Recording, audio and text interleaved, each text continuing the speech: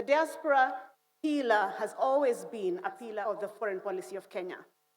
But giving it flesh, giving it budget, and giving it energy has allowed us to do many things to grow our diplomacy. It has allowed us to protect the 4 million Kenyans who live abroad, has allowed us to run evacuation programs when those Kenyans have been in distress, such as in Sudan, Your Excellency, where we're the first country to get our citizens home, such as the ongoing evacuation out of Lebanon, where so far we have received 300 distressed Kenyans from Lebanon, and that process is ongoing. But also it has allowed us to extend protection through ensuring documentation is done for our diaspora everywhere, including running the Mobile Consular Services program that has allowed us to serve Kenyans in 175 different cities in the 2 years that we have been in business. Your Excellency, what does a well-done foreign policy do as far as diaspora remittances are concerned?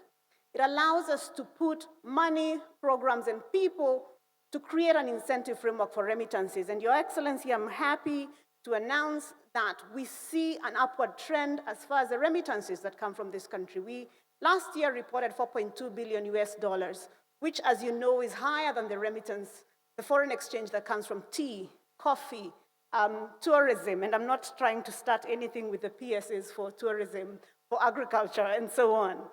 But Your Excellency, that number is critical because it comes from less than 4 million people sending money in small ticket sizes to their homes. Your Excellency, it allows us to think about people who have been on the margins and how to keep them connected to their homeland. Countries that have supported their diasporas have done well. And we have examples everywhere, from Ireland, from Israel, from India, and so on, and we can see the work that has been done by those diasporas.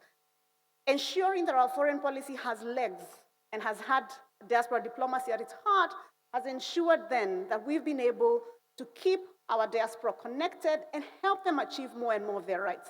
Your Excellency, I'm currently hosting a delegation from the diaspora who are here to meet with various members of Bunge to talk about electoral law reform and to see how they can take even more part in the work that we do.